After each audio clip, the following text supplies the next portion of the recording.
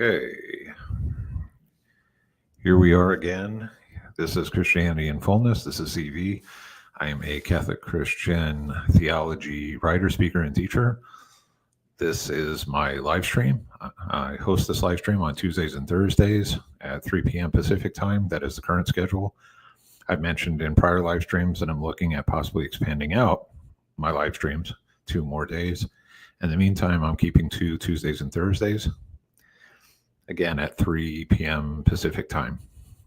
I've fired up this live stream here today. The subject is, why are you not Catholic? Why are you not Catholic Christian?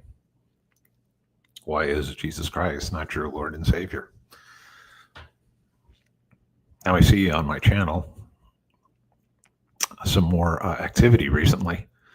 So thank you all who have watched my videos, and I see I've quite a bit of ramp up, a surge in viewers on many of the recent videos, and comments also. So I'm seeing an increase in comments and participation.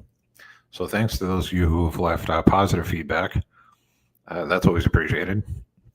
And for those who have asked questions, well, I've seen a mix of that popular term now, trolling some of my videos, and sometimes comment bombing. A few of them or just a string of different types of comments or negative comments, or even taking some shots at me, or insulting type comments. And I have a policy about that. When we here in the West, or in particular in the U.S., when we think about free speech, yes, that's a right to have a voice, to express yourself out in the public domain, and including online. And that may even include having disagreements. So, and even possibly having some emotion in those disagreements, or if you feel some like angry or happy or confused or cynical or skeptical or what, or if you just will feel some emotion of anger or happiness or something in between, and you want to post that, you want to express that out in a conversation. People should have the right to express their opinions and about a subject, and argue, engage in the conversation. And if that means it leads to a debate, and to some extent that may even get somewhat heated, or the temperature may rise a bit in the conversation, but there's still a line between having a disagreement, a debate, and even even if it gets starts to get heated in an argument, and just flat out just insulting the other person, or making the conversation about insults, just throwing insults, hurling insults back and forth at one another. Sometimes it can lead, we're all it can be guilty of losing our cool, losing our temper, and that can happen. But generally, I expect good faith conversation, good faith dialogue. You want to engage on any of the topics that I've presented in my videos, or even on the live streams. You want to talk with me about these topics, let's do that, but let's have a good faith dialogue. If you leave a comment on my channel and you just start out with some attack on me as a person, or my character, or something, again, where you're just going after me, the person, and not the subject at hand, then I'm not going to take you seriously. So then I'm going to consider you a troll. And I'm not, if your time is valuable, mine is too. And I'm not going to waste any of my time sitting here and having back and forth childish, kind of petulant type arguments, or just throwing insults at one another. So if you want to come and talk with me, then you come correct, and you show that you want to have a proper good faith dialogue. I've seen a few other comments, what are called gish gallop type objections to my videos or the content in my videos, or what I've discussed, topics I've discussed, and here's another problem: Gish Gallop type approaches to arguments don't really go anywhere. I mean, I realize it's the social media, and there are maybe thousands, maybe in the millions of now keyboard warriors out there they've pent up with some rage or a desire or just real strong will to get out and type out their thoughts and their feelings, and some string, barrage of all the problems they have, say in this case with Catholic Christian belief or anything I've presented in a video. But imagine if we were having this conversation real time. Say we were together in person having this conversation, or even on video or audio over the phone. Would the conversation be, hey CV, here is, and get ready, I'm going to vomit a bunch of just a string of random thoughts and complaints and just claims, a whole wild mix of claims, and I'm going to do this. I'm just going to vomit it out for the next 15 minutes, and now go, CV, respond. Well, we can also all be guilty of when we want to be up on a pedestal and share our thoughts that we can, be long-winded. That certainly exists, and people who tend to be more passionate about their expressing themselves and sharing their opinion. And I believe, again, that every human being should have the right to express what you're thinking and feeling, but but still having a couple of guardrails, important guardrails. That if you're just out here to attack me as the person, the human being, we're not going to get anywhere with that. And if you're also here to, again, gish gallop, or just do like this filibuster type of talking or speech, and firing at me with a barrage of problems, where are we going to get? How far are we going to get in the conversation? First, why should I even believe you? Why should I believe any of the claims you've made or arguments you have or objections? Why should I believe any of them? Best practice is to start with one. Give me one objection and explain thoroughly why that objection has merit. Why should I believe you about your objection?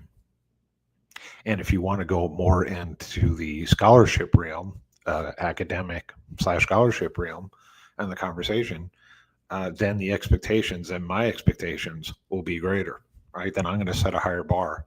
Then I'm going to expect that if you make some claim and it sounds like some academic or scholarship-based claim, or based on reading you've done or videos you've watched on YouTube or TikTok or Twitter, articles you've read, blogs, or even if you've read actual academic references, and now you have a position. Let's take a position like you don't believe that the Catholic Church is the church founded by Jesus Christ and by the power of the Holy Spirit was founded, and the apostles then grew the church, and in their successors in the early Christian movement grew in what was the Catholic Church. If you don't believe that the Catholic Church is a one holy Catholic and apostolic church, then give me a position. Explain why you don't think so, and provide your arguments. Say start with one or two, possibly three, if you can keep them together, coherent, and have them relate to one another. Or you can give me a few arguments of, here, Chris, here's reason number one, reason number two, and reason number three, and here is all the information I have to support reason number one, number two, and number three. And I would expect, if you're going to go the scholarship route, then I would expect peer-reviewed references, citations, all your academic-based, scholarship-based information, reasons for substantiating any position that you have against anything I presented. So we really do need to establish in every conversation. First, I prefer dialogue. I prefer a dialogue about our faith and go on a journey together towards truth. Those tend to be the most effective conversations. Whether we end up agreeing at the end of that journey together to the truth, or we come to some, we'll still maybe have some disagreements, but we've made some progress, some headway on how, first and foremost, how we do dialogue together, that we're having good faith dialogue, and that we've resolved some of the issues or objections maybe you've made about some topic or some claim I'm making, and then we work towards an answer, coming to an answer together. Well, at the minimum, we've at least established that we can have a good faith dialogue together, even if we don't entirely disagree at the end. So first and foremost, I prefer going the dialogue route. But if we want to go the debate route, well, then there are a couple options there. We can have a real-time conversation. You can give me an objection, start with one or one, and if you have a few points to substantiate that one objection, let's discuss them, let's work through them, and then we'll consider it a debate where you present your case and I'll present mine, and we'll make sure that we have a fair, balanced cross-examination, right, of I get to ask questions about your position and dive in and try to get to the root of the matter, and vice versa. And we can have the dialogue that way and more free form.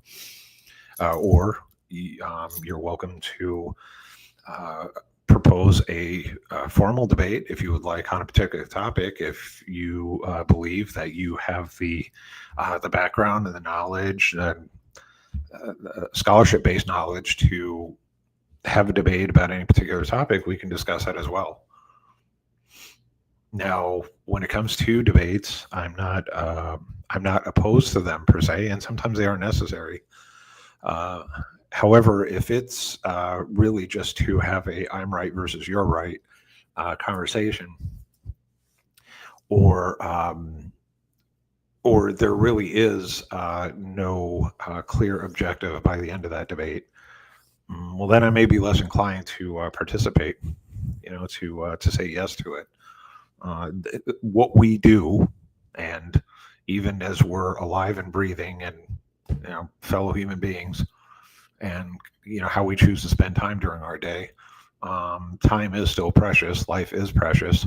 Whatever belief you have or position, worldview you have, time and your walk on this earth is still precious, and how you spend your time and the people you engage with and so forth. So if we're going to engage, then it needs to be worth my time and it needs to be worth yours as well, right? So make it worth my time to engage with you.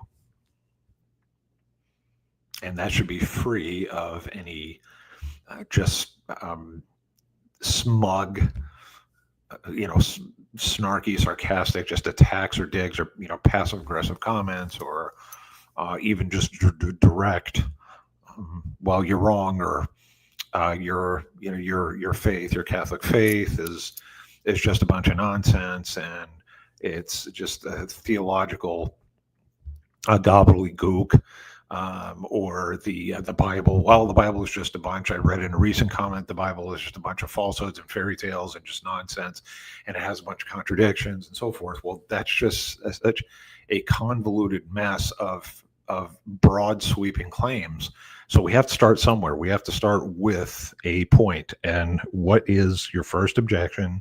Let's talk about it, and let's see if we can come to a resolution together. But I may have a lot of questions for clarification before we even get to the point of the topic at hand, because there are a lot of problems in the claims that I've seen recently, including when you make just broad sweeping claims about, the Bible itself, or even certain passages in the Bible, and in claims about problems, in the Bible. One I saw recently about Mark 4:30-31, and about the parable of the mustard seed, and this scientism-based sort of biological sort of based, kind of objection of like, well, the mustard seed isn't the smallest seed, so there you go, Christians, your Bible has contradictions. And there's a bit to unpack about this, and skeptics, non-Christians, can sit there and call that an excuse, or like, oh, see, you all are just running around your scripture and making excuses for it or whatnot. But no, I can give you an answer about the parable of the mustard seed. In fact, I can approach it from 4 different angles of why the story is necessary and is true for what it is communicating. But we need to have that conversation. So, hey there. Hey, welcome back. Yeah, I see you there a little bit. Sorry. I was talking about some recent comments I've received on videos and a bit about how, I prefer to dialogue and engage and set expectations.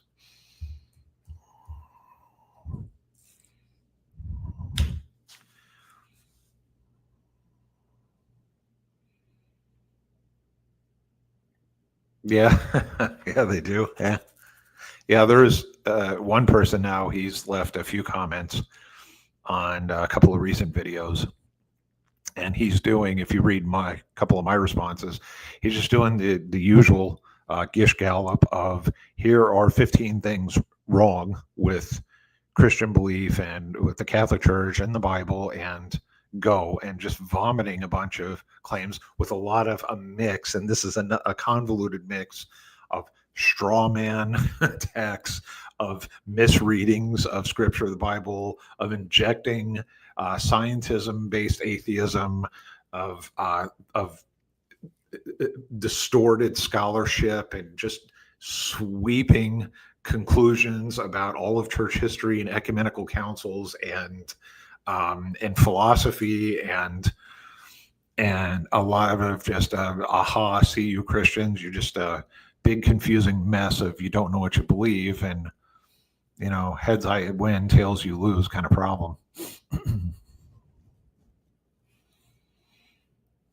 So I'm hoping that some of these individuals join today. I've been putting more time into advertising the live stream out on X and Facebook and YouTube here, and I extend the invitation. I say, hey, come on and join and let's talk. But it's interesting, right? I don't know what your experience has been. How many people are ready to be keyboard warriors? It's like everybody's so ready to comment bomb one another. And then when you ask to engage them real time, like, okay, well then jump on this live stream here and let's talk. Then it's like crickets. Yeah, they do like to stack the deck, for sure.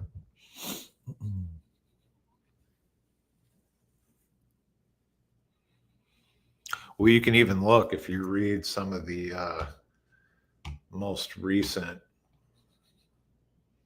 where to go. That's not what I was looking for. Let's see. There it is. Okay, I'll get to it in a sec.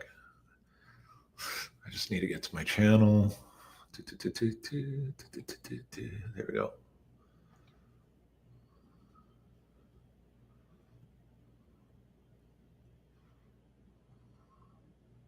I have a bunch of new comments here on some of the videos. That's good to see.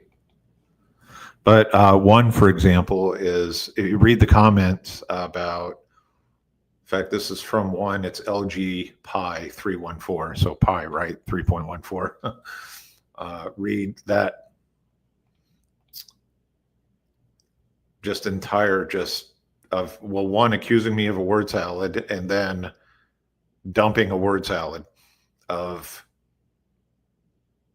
mixed bag refutations about certain comments I made in the video about that I'm just obfuscating with using Greek terminology and Jesus Christ is God video. It's that one.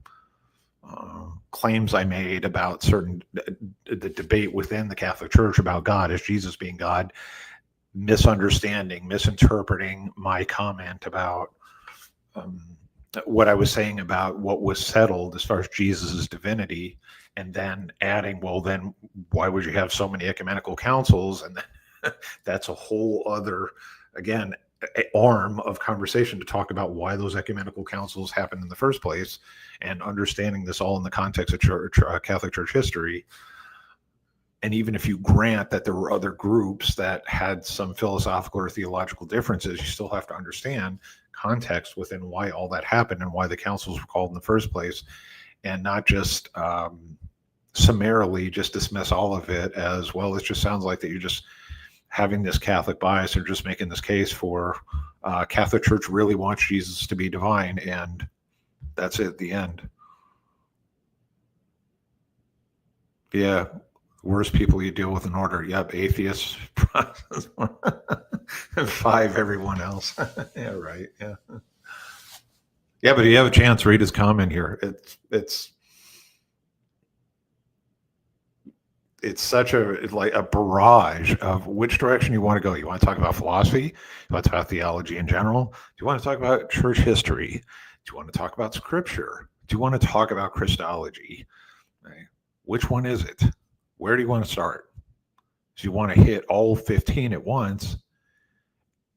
Well, then that's going to require still a thorough, proper response to each of those objections. And what I'm going to spend my entire day, like I'm going to write in great detail because it's important for me to be thorough, why each of these objections can be well fleshed out and refuted, why they're a problem.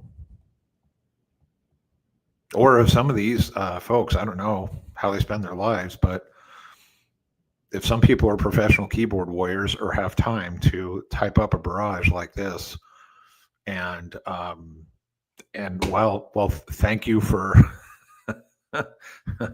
thank you for allowing me to live in your head for the 30 minutes you watched the video and the however long, 30 minutes or so or what hour that you spent hitting me with the Gish Gallop. That's exactly right. Yeah, what you just said right now.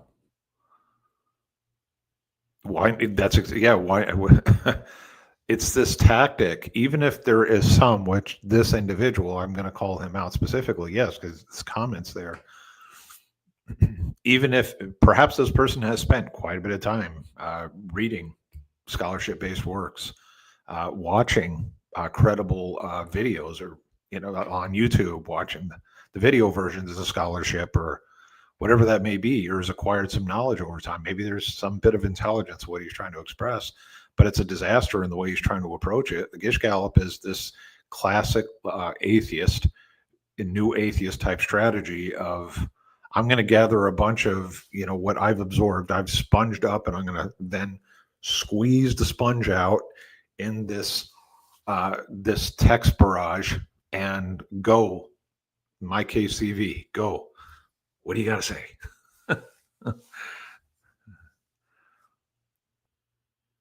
Oh, yeah, Dillahunty.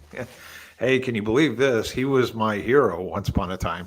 And I'm talking about mid to late into the early 2010s, up to 2014 before I then, was cured from the atheist mind trap. But I watched for years. I watched Matt Dillahunty. I watched his show, Atheist Experience, or he was a host on it many times. I watched many of his debates. I used to go, believe it or not, to atheist-related conferences. So I would see like him and Richard Carrier and Seth Andrews, Aaron Bra, many of these individuals. Armored was a guy, he used to refer himself as the Armored Skeptic, Sargon of Akkad. All these individuals from back then, the new atheist heroes. I was in those camps. And Matt Dillahunty was one of my biggest influences, because as an atheist, when I would engage with Christians or people from other belief systems, I'd constantly hammer them with this, how do you know? How do you know? How do you know? How do you know? And then when, when some of these people sincerely wanted to engage with me and show other positions that maybe we could explore together, I would still even use his classic tactic of that they were just making excuses. Everybody's just making excuses but me. I'm never making any excuses. It's just everybody else. And that was nonsense.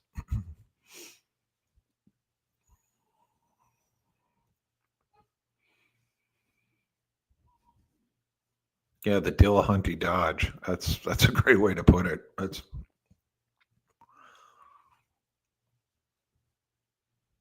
part of what I gather from Matt Dillahunty in his life, and part of his biography is that he was at one time studying to become a Protestant pastor. I believe Baptist. Or he's more leaning, Baptist, evangelical, and then he became an atheist.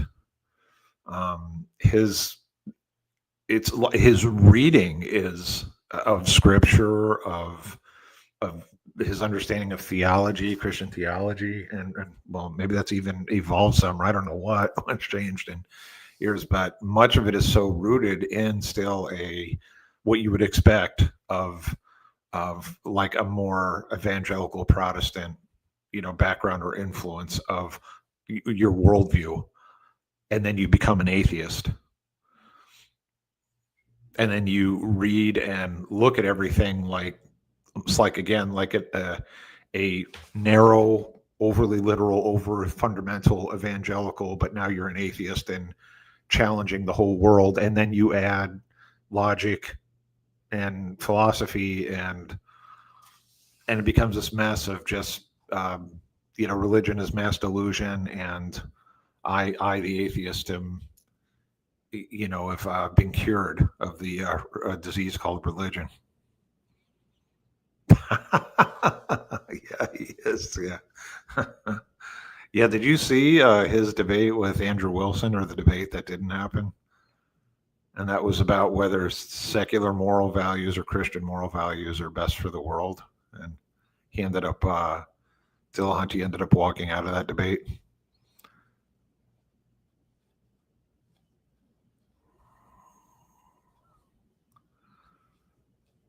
Yes, this is interesting. You brought up this point about epistemology, yeah, and metaphysics, yeah. And if you argue it from the Catholic intellectual tradition, right? What and sometimes even atheists, as soon as they hear that, they think, well, there you are, you're in a Catholic box. Well, no. I'm talking about, okay, what we have, what was developed, the theology and philosophy and so forth within the tradition going back to the first century. And yeah, we can include all even outside discussions and heresies and so forth, but if we're going to have a conversation about epistemology or anything even metaphysical, it's like you must, and I can substantiate this when I have the conversation, but you have to start with what the Christian movement developed and what became the Catholic Church, and then what grew from that. All that we do discuss about if we're going to talk about Christianity, metaphysics, and epistemology, and then include philosophy and so forth, you have to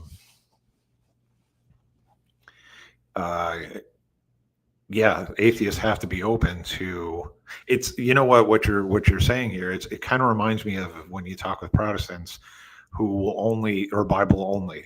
And so when you start to talk about tradition, the external evidence, not just the internal evidence between the Bible, you talk about tradition being hand in hand with Scripture, and they're like, la la la la la, it's just the Bible. I'm only going to look at the Bible, anything else. It's sort of similar to what you're talking about with atheists when you start to delve more into the development of the intellectual tradition about epistemology and metaphysics, and when it within Christianity, and then it becomes a lot of la la la la la la, same thing.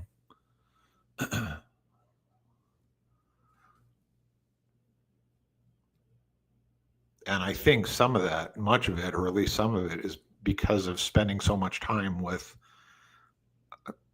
Protestant related worldviews about epistemology, metaphysics, and philosophy, and this divorce, right, from philosophy, thanks to the Reformation and Martin Luther and some of the other reformers, of shutting down philosophy altogether. Philosophy bad. My new version of Christianity is good.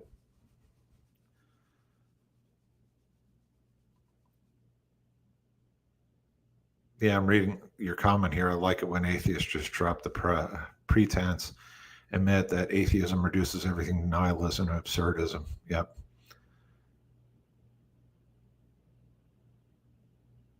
Yeah. Yeah, this is another good point.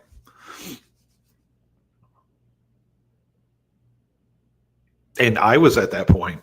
I know right before I had my reawakening, I was really pretty much at utter nihilism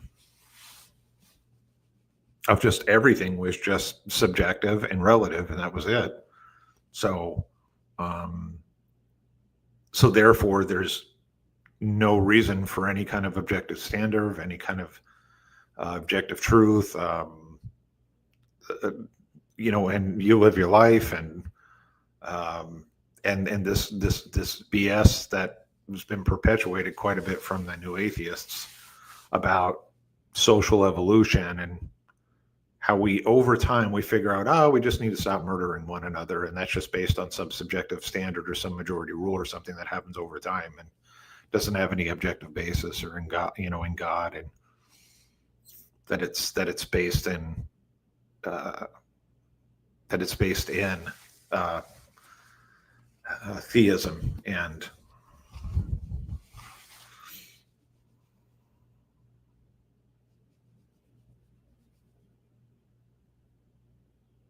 then when they start throwing out the usual, then which just you're just afraid to die. You're just afraid, well, that there's nothing right afterwards after you.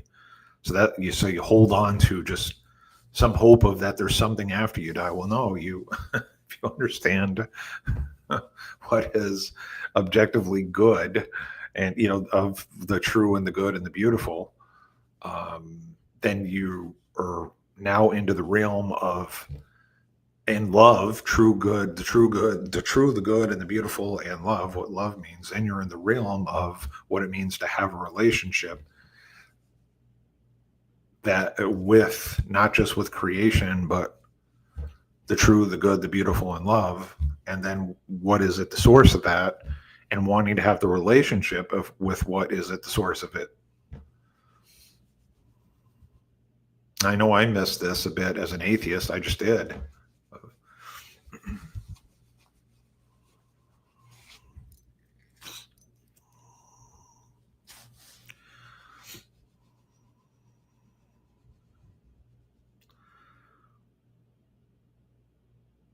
Yeah.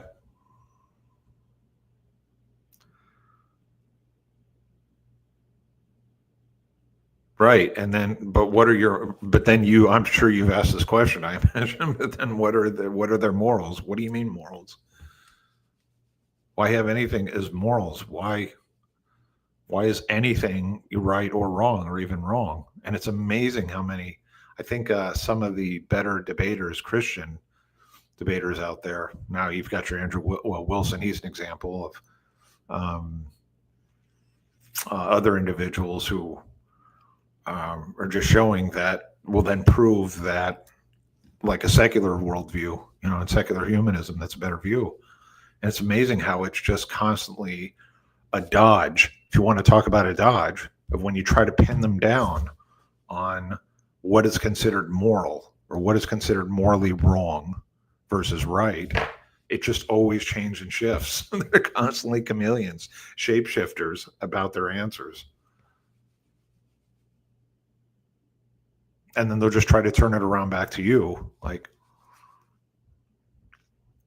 yeah, that's just because I'm being honest that, what's right for me is right for me, and what's right for you, what's right for you. What do you mean? What do you mean by that?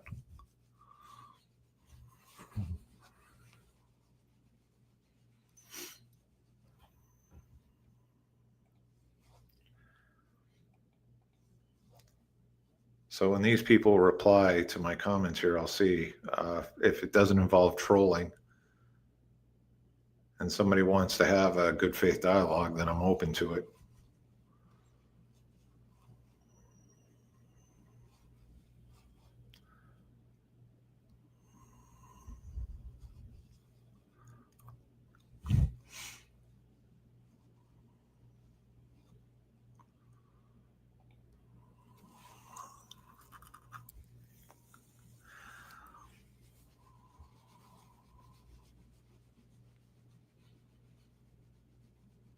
Yeah, it doesn't. How can they assert morals? But because then they're creating an objective standard, and that's what just annoys many of them to no end, because they know they're doing that, but they're creating it within their own mind. that every person is the objective standard. Well, then how do you have an objective standard if you have 10 different people with 10 different objective standards?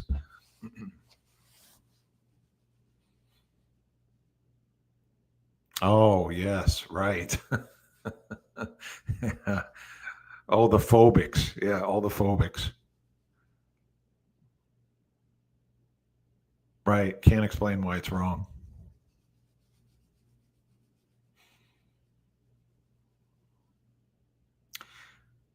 Yeah, well, speaking of that subject, and I've seen this now in a couple of debates, and it's been long overdue, and I just don't see enough of it, even in the world of the internet, where everybody is, so many people are so bold and blunt and just sharing their inside voice with the outside. So to speak. They're just sharing all of their deep, darkest, nastiest thoughts, you think, with one another online. And yet, when it comes to the subject of, say, like homosexuality, and I've been asking this for years, how come we don't get down to the exact details of what we're talking about, or why it's a sin, why it's unnatural, why it's wrong, but get down to the real detail, like get to the real explicit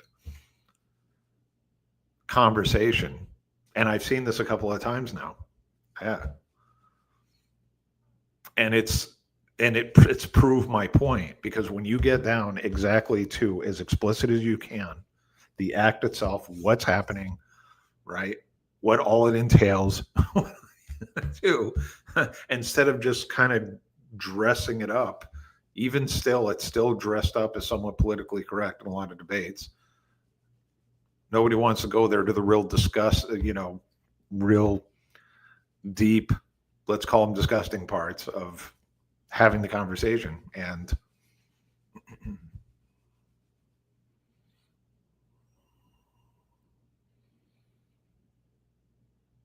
yeah, this is another great example what you're bringing up about rights. Yeah. Yes. Who decides what is a right? Yep. I have a paper on that, as a matter of fact. I may even make that into a video. So I have a whole breakout, flesh out of rights, and where do they come from, and part of it was about force doctrine and understanding that more in depth versus our inalienable human rights, right? But in the meantime, yeah, when you ask atheists about rights, who determines rights? Well, they'll go back into, then suddenly science comes back into the conversation about evolution and evolutionary biology and evolutionary psychology and evolutionary sociology and how you just get people together. That's one of my favorite answers, and they'll work it out amongst themselves. But then the question is, right, which people? Why should I trust if you put 5 people in a room and say, hey, 5 people come up with what's right for society, or what rights people should have, or what should be moral? Why those 5 people versus, say, you have 100,000 people in your society? Or why would it even be 300-400 people or 500 people? Why are they the deciders? Why would they have some majority position, or what? You see how it becomes now the mental gymnastics?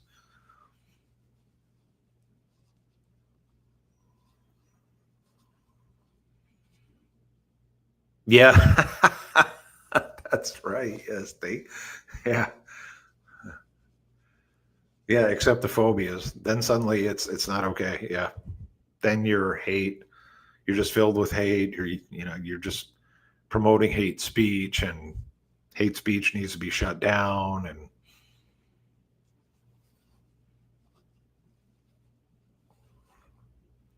And yet Christians are the ones who are deluded and have the false worldviews and are illogical and irrational.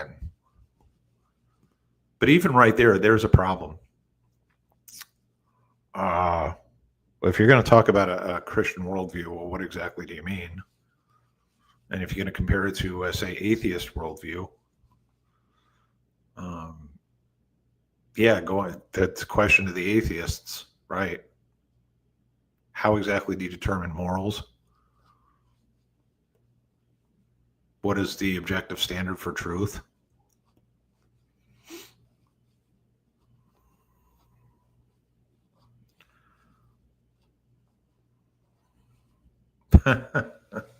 Yeah. I think you have a term there. Yeah, I think you need to get that out there to the whole world. Make that viral. Christophobia.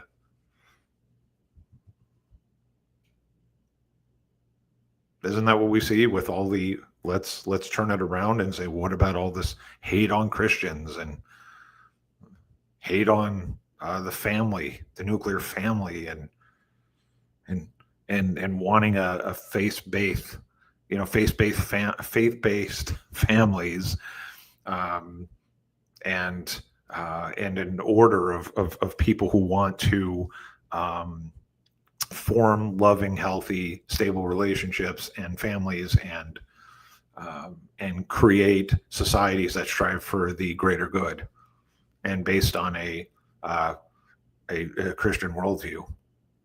So,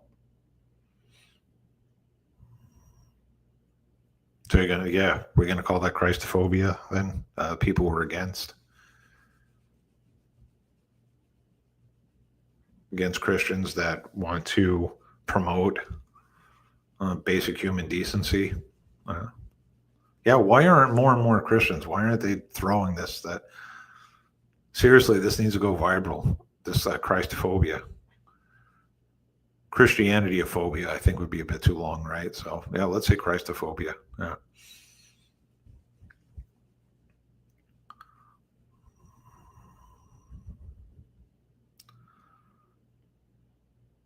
Right.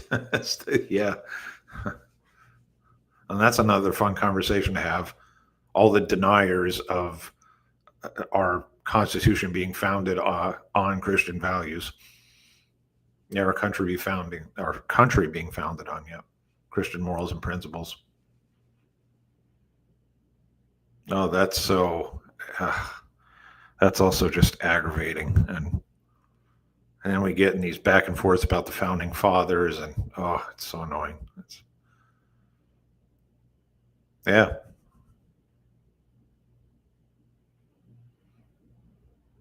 it's horrendous right now. It's terrible. It's so sad and miserable. And a Democratic Republic of the Congo, the Nigeria. Um, well, think about all the Muslim dominated countries that it's mostly Muslims because all the Christians have to live in hiding or in some persecution because they can't, they obviously can't practice their religion freely in those societies. And then you have like Yemen. There's another one. Yeah, it's on. I just happened to read something about this yesterday. I think it's like an average of 12 Christians, something like that. 12, 13 Christians a day killed in Nigeria. Yeah, and then you multiply that times 365.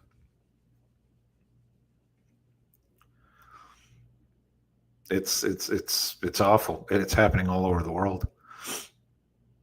Think about all the governments that either um, heavily regulate Christians, or don't tolerate them at all, or even kill or persecute them. So you have to include several African countries. That would include Egypt to some extent, right? And then you have Nigeria, and you have Democratic Republic of Congo. You have Somalia, right? Expand out to communist countries like China.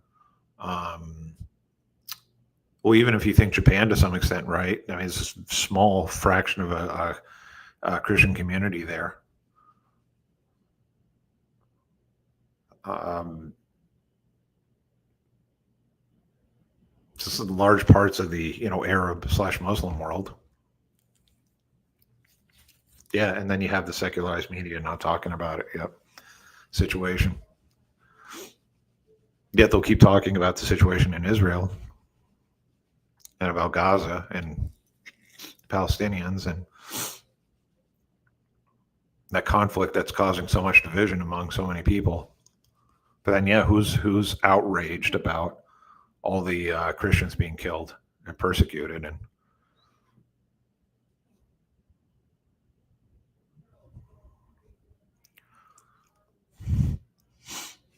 oh, interesting. Really, you didn't know? Yeah,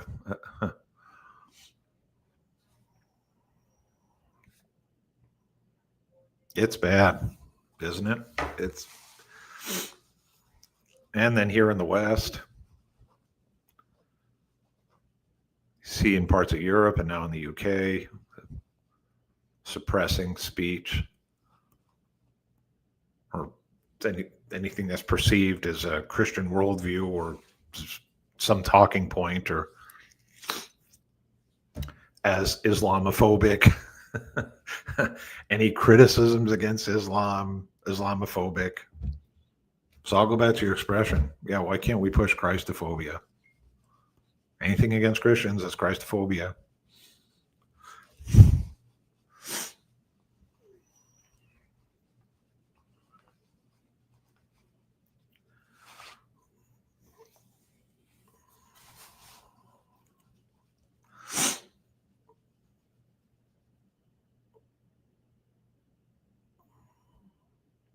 Here's another term, CVophobia. Like all the folks who want to hate on on me and troll me in the comment sections, but uh,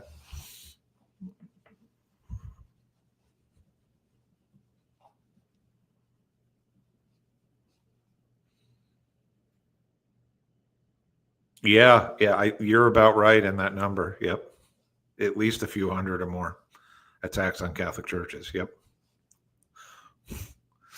In fact, there was my former home parish. This is almost 2 years ago. Somebody, I wasn't at that particular mass, but I heard it from the head pastor.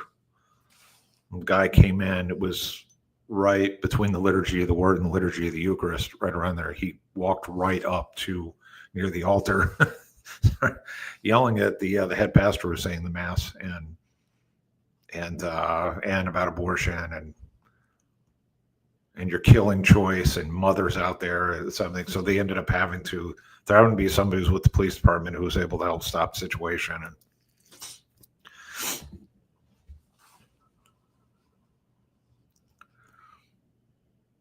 And shower phobia. Yeah. Yeah.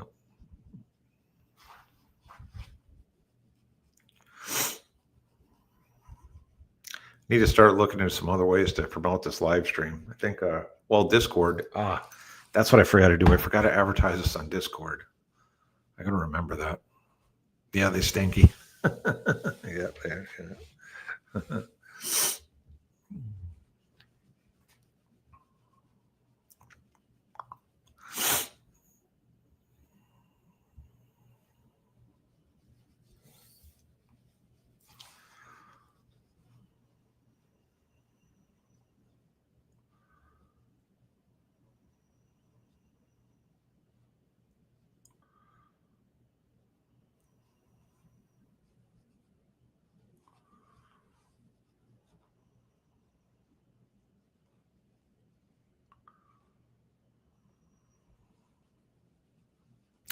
I promote on Facebook and X. Those are the two big ones right now. I am on Discord. I've been on a couple of Catholic related channels on Discord for 4 years now. So sometime and I need to connect. Yeah, I need to advertise on there. In fact, I can do that right from the streaming app. I can select the other outlets. So I need to register on a couple of others. That's for sure going to be my to-do tomorrow to get to set up those registrations and then also in Discord start promoting out there too, pushing it out there. Oh.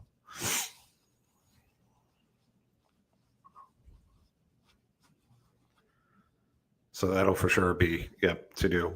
Get that done here, and we'll see what that brings. I can't. So several people have recommended Reddit, but in order to, and Reddit is, I think you've mentioned this before too. That's like, yeah, that's a bit of a cesspool. But I have to participate often. Like I have to become a keyboard warrior in Reddit, at least just to participate in conversations, and then I can, as I build some more credibility or that I'm more active in participating, then I could perhaps put in some plugs for the channel. And but no way, I'm not spending my whole day on Reddit.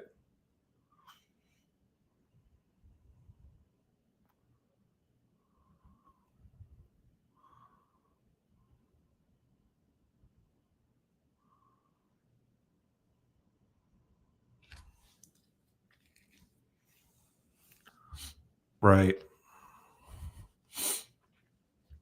Yeah. Why am I going to chew up my life on Reddit?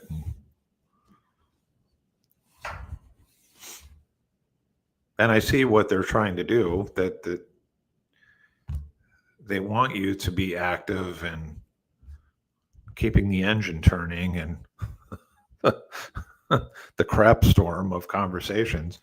I want you to be right there in the thick of it and having all the back and forths and shouting matches and so forth. And it's not good evangelization. Just as it's a waste of, actually wasteful. It's not even evangelization at all. It's, well, for some people will think, they're trying, and maybe if they affect one person or two people out there. But I see this on some Facebook groups as well. Just a whole lot of people thinking they're right and want to force it on everybody else.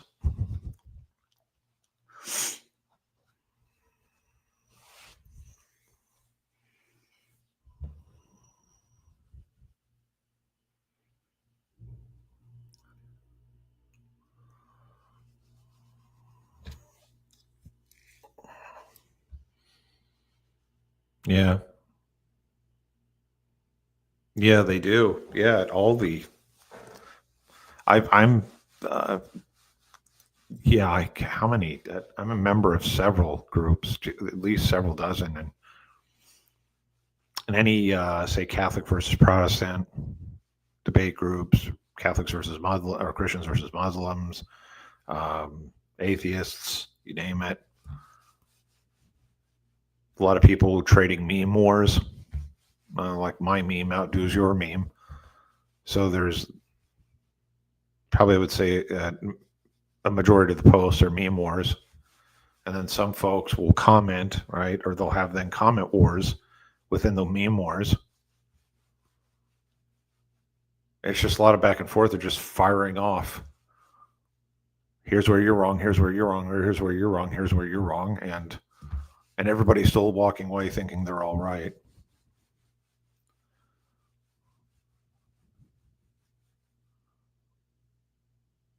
Oh, seriously? Darwinist trolls, yeah. Huh. That doesn't surprise me. That's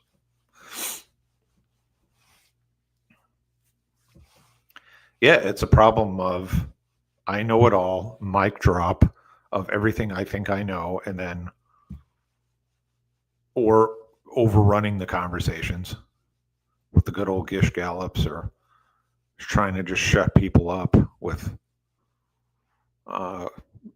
thinking that they're right and everybody else is wrong.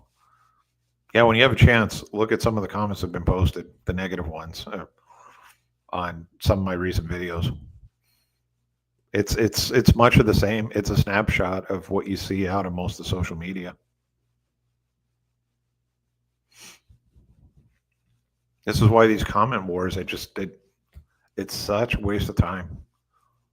I give credit to the folks out there that I see more Protestant leaning Christians out there with their live stream channels of and that's what I'm trying to do here with mine eventually, to build this up into, right, people calling in and joining and having real-time conversations. That's the point of this, right? But I see, like, if you've ever heard of God Logic Apologetics, his name's Avery.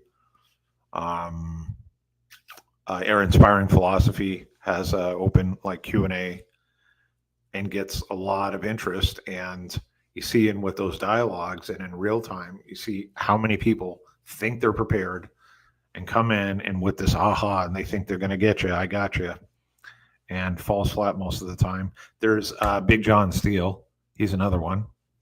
And he's doing fantastic work. I've watched many of his streams, and he's exactly what we need to see more of this.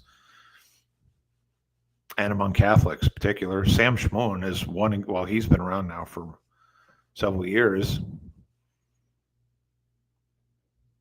But you see how many people, it seems that how people are, how they respond and what seems to help them the most. And well, for those who are sincerely seeking out truth or answers and wanting to come to some conclusion or decision, they can watch Catholic Answers or watch Father Mike Schmitz or Bishop Barron and several other wonderful individuals and help in their working through questions and answers, and then coming into a life with Christ or coming to the church. And then has some people like, and if you watch the How to Be Christian channel or some channels that are fantastic at doing response type videos, those also work. Those can be effective. And you hear many stories, people I watched, several of your videos, and now it's helped change my view or position or what, and those are all good. But we still have to have a whole lot more of real-time evangelization and conversations. And Catholics, a lot of Catholics need to, the ones who are out there on YouTube, right, step it up. So.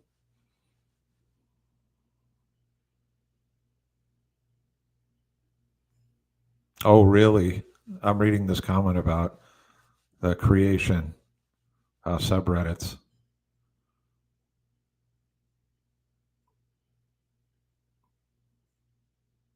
Oh, really? Yeah.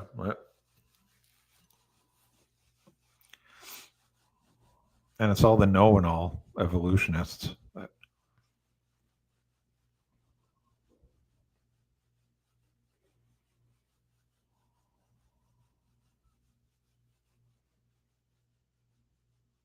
I'm curious, based on your experience, how many evolutionists have you encountered are truly scientists, like they are evolutionary biologists, biochemists?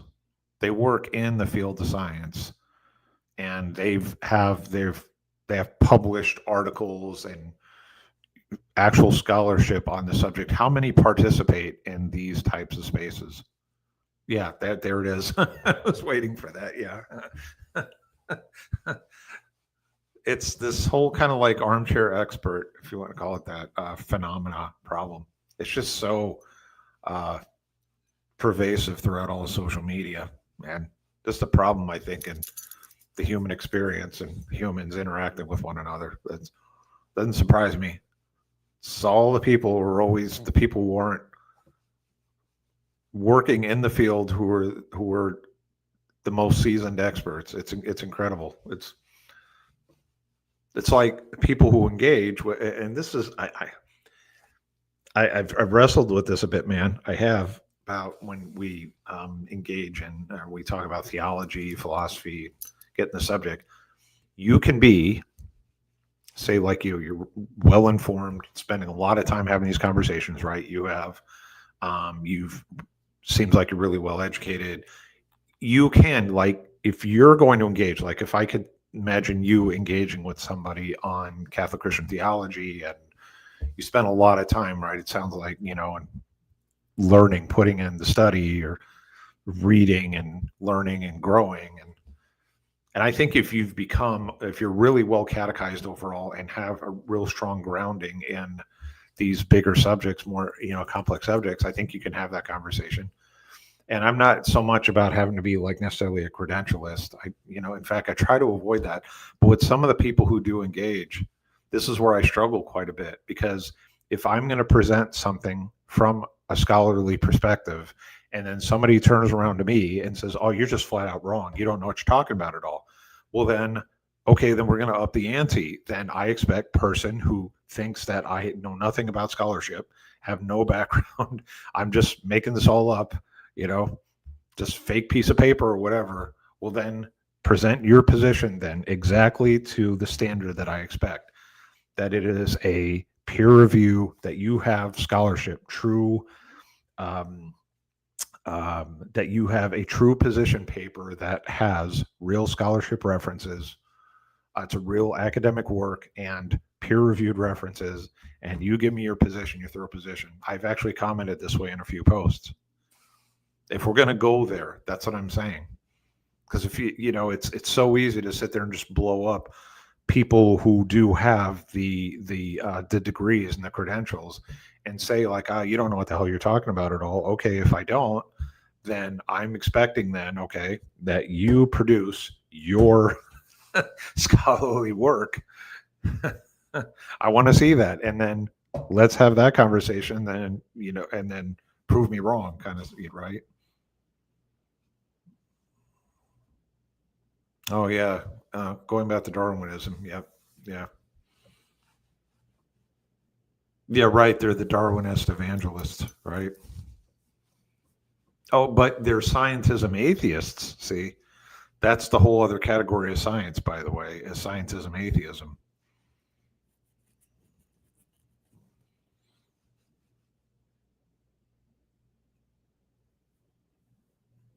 It's the I've I've earned my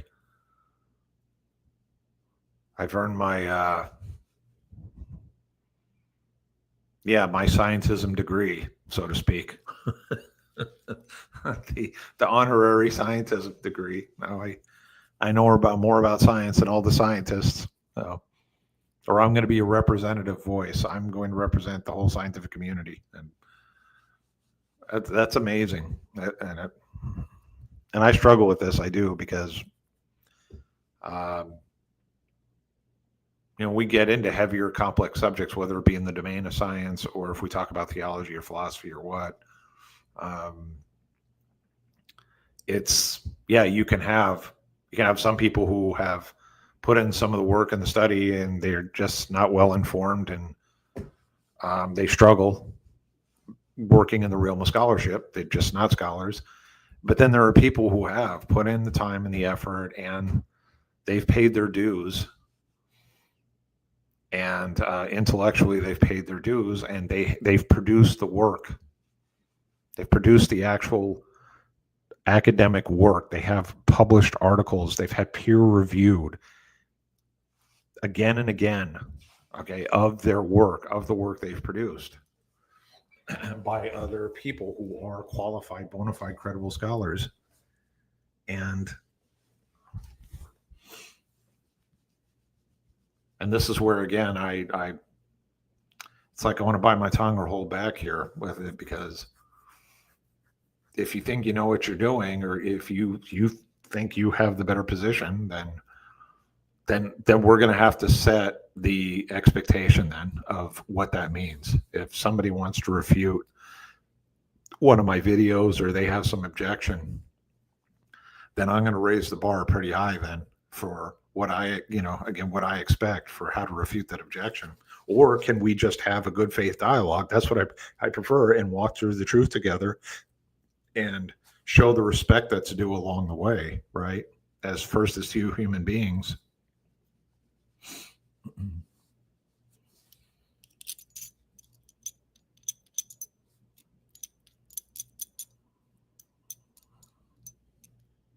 Well, that's interesting. Theistic evolutionists can be worse than the atheist ones.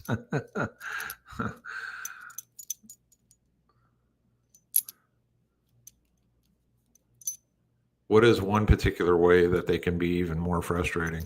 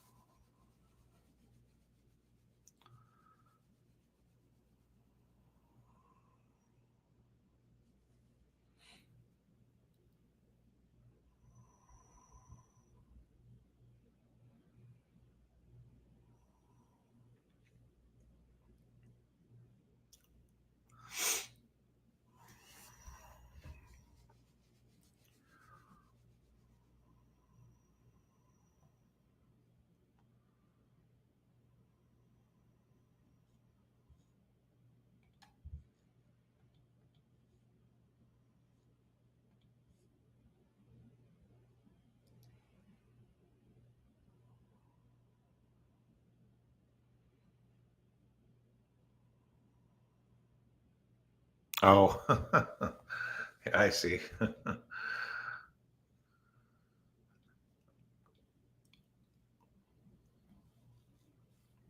Oops, wrong screen.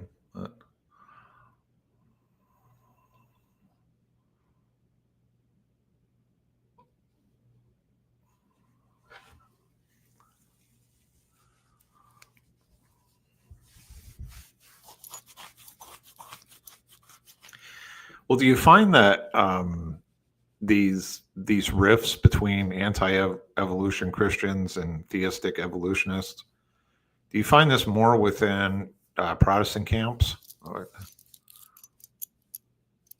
I remember I mentioned in the last live stream, I talked a bit about, remember about macro and micro evolution and how these were, I think, more sort of Protestant developed or Christian developed terms, particularly I think among evangelicals and Protestant flavor Christians, coming up with terms such as macro and micro revolution, but also like when it comes to say creationism and new Earth creationists and old Earth creationists.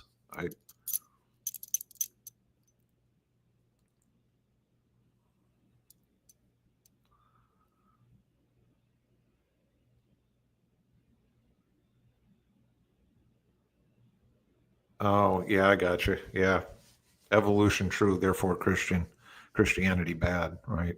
Well, yeah, that's ridiculous.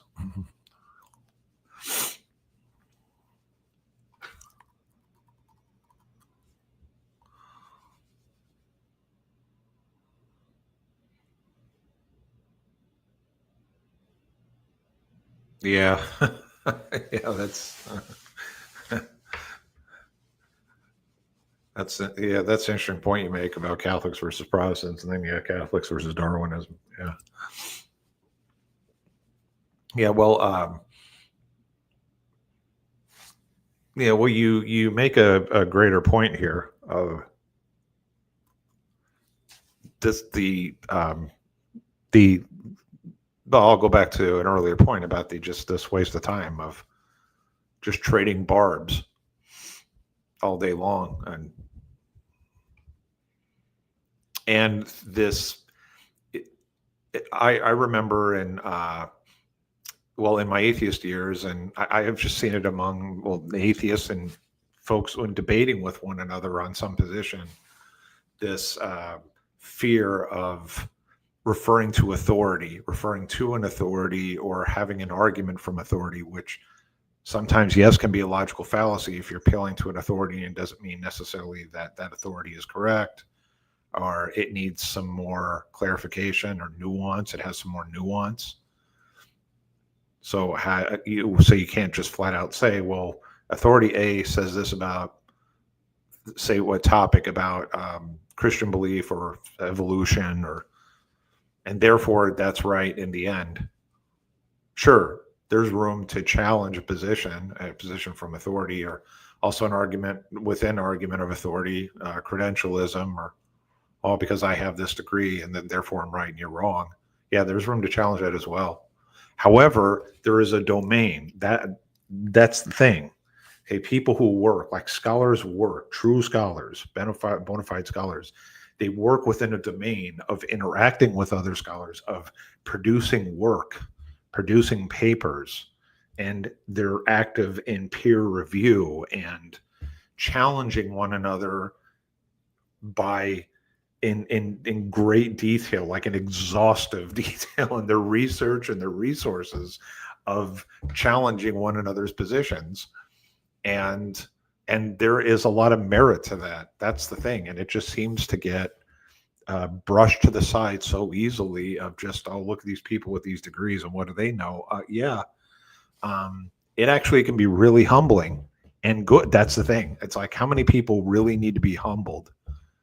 Spend time working with people, like scholars within theology, in the field of theology, and where they're teaching it and they're writing articles and they're producing work. And you find some of the most humble people. That's and it's good what you see, but you also learn so much, like in my life,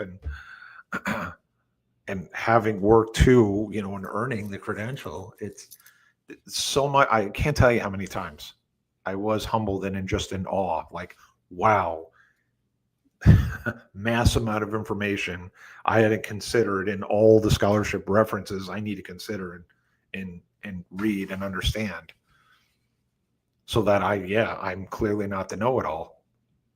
Kind of like I say, like, I use the analogy of the in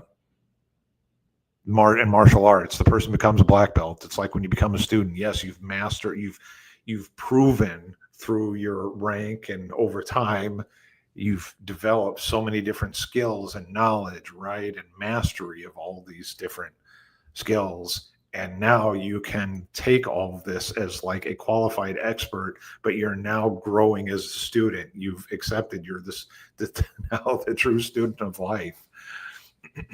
And I wish people engaging with one another would appreciate that, whether they're more just casual readers or they're academically oriented. That there's just more respect for people's roots and how they engage in a conversation.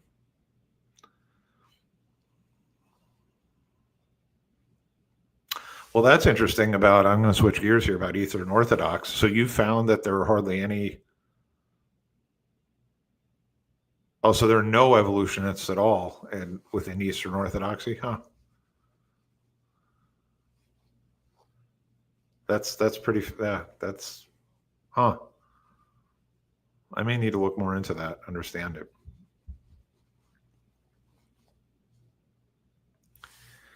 So this is the Christianity in Fullness channel.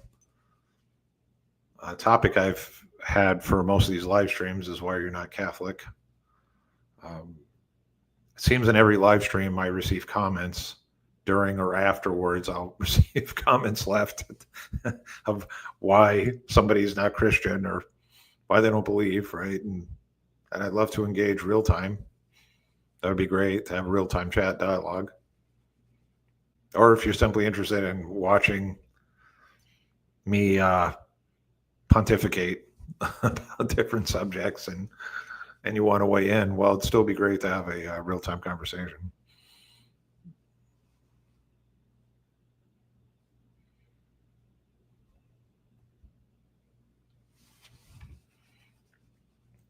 I've seen a surge in the last couple of years of Christians having live streams and Q&As, and I want to see this trend continue. And for those who have left comments, if you happen to watch this live stream and the conversation is slower, the exchange is slower, there's between us and having some dialogue. Well, one, I expect it to be a good faith dialogue. If you're going to share any objections, then I want to see a clear reason for the objection. And I prefer, and no, actually, I'm demanding you start with one objection. And if you have a few points within that objection, feel free to substantiate why you disagree with X. Something in a video I've produced. If I say Jesus is God, we see this in the history of Christian theology. Core Christian theology. I have to emphasize core Christian theology because it seems some responders or people who leave comments want to go in different directions about schisms and heresies, and I'm quite well aware of all those other factors. But when I talk about core Christian theology, there is a core consistent theology. It starts out from the early Christian movement, and that includes Jesus as being divine, Jesus' divinity. So, for example, if you don't believe Jesus Christ is God, or the claims about Jesus' divinity within core Christian theology, if you think that's not true, share an objection, present a thorough case, a clear, thorough case for why you have that objection, and then let's have a conversation from there, and let's walk side by side and get to a conclusion together. In the meantime, we're talking a little bit, and I have been talking a bit about the problems we see out on, conversations we see happen online, and the non-productive, that just seems sometimes waste of time between different camps of individuals. And one example is evolutionists versus anti-evolutionists. And I see this comment you just made about Eastern Orthodoxy. At most, what you've experienced is that many, or it appears the vast majority of Eastern Orthodox folks are not evolutionists. Well, most rejected Darwinism axiomatically when it came to the East. Huh.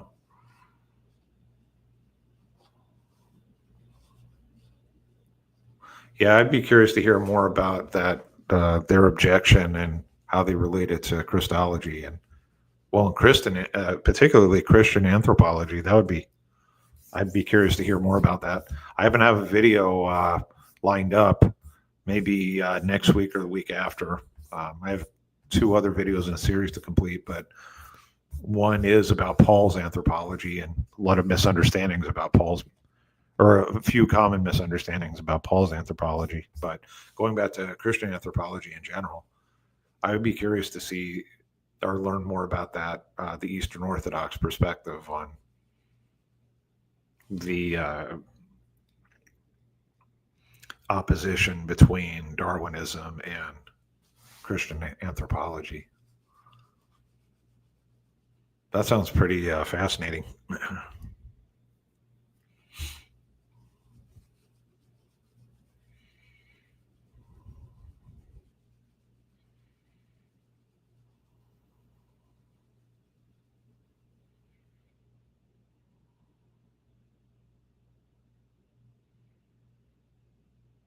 Oh, please do. Yeah. Well, I'll be back again on Thursday. I'll be advertising on Discord before then.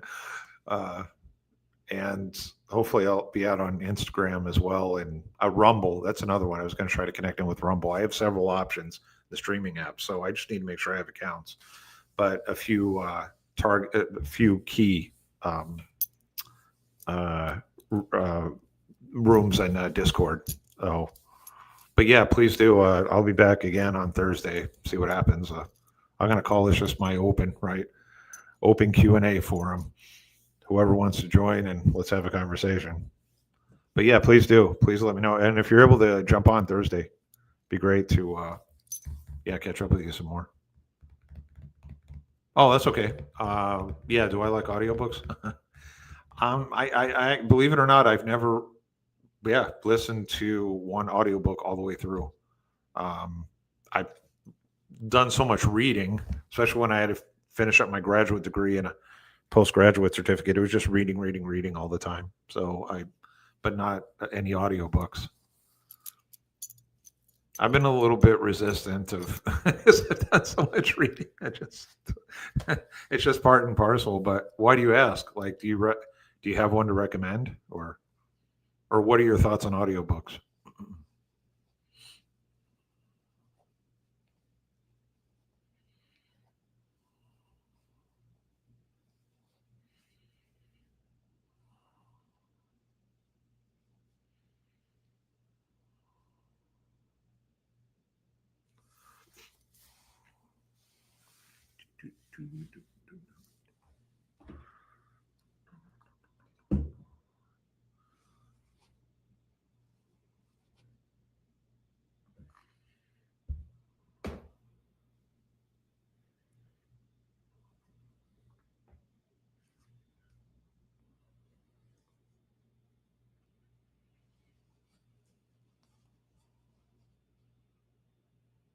Oh, do they? The Star Wars audio? So I would, well, I guess then that's something common among audiobooks. That's to include some of the special effects and oh, that's great. Well, something I started to do some time back is a book I'd read a long time ago. And I thought I'd do like a read along like you do as a kid. You have the print in front of you and then you have the audio, and except nobody's saying turn the page after every page and like, with a beep. But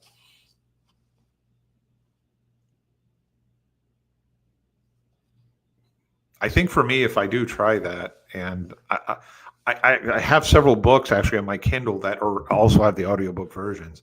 I think what I would still do though, or at least initially, is read along while listening. And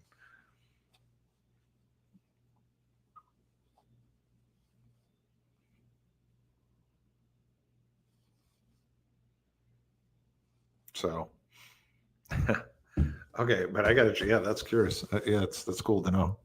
You know. All right, I'm going to call this a wrap for now.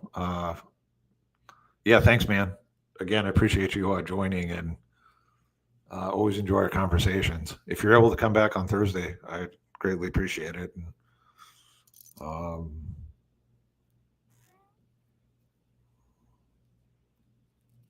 I get you. Yeah, sure, sure, right. And that can be. I can see how that could be a benefit, and being able to kind of keep your attention and sort of multitask too. Yeah, that's all right, man. Well, again, always good to chat with you. Stay safe out there. God bless all that you're doing. You're trying to do and live out our church's mission, and yeah, catch up with me on Thursday if you can.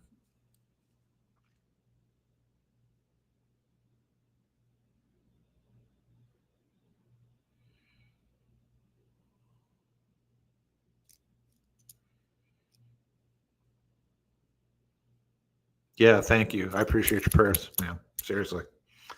And I will catch up with you later. Till next time. God bless.